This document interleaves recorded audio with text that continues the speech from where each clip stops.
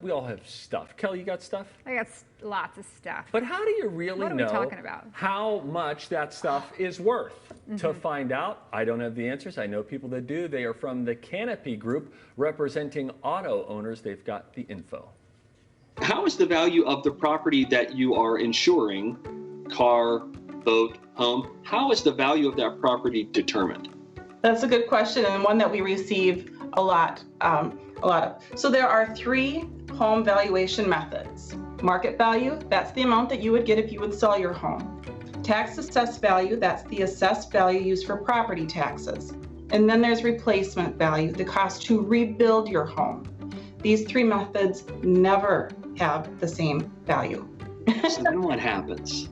Okay, so at the Canopy Group, we focus on replacement cost value. We want to make sure that if you experience a loss, the only out-of-pocket that you have is that deductible. If you insure your home for less than the replacement cost value, there's a risk for a co-insurance clause. This is when your replacement cost value is significantly greater than your insured value. We want to protect you from this.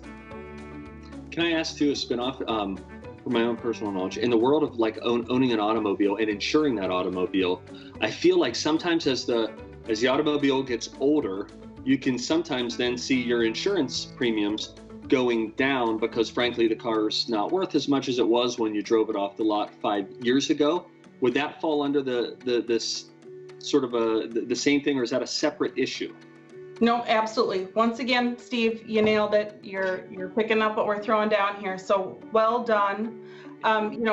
It works for your home. It works for your other properties, ATVs, motorcycles, things of that nature, and again, your automobile.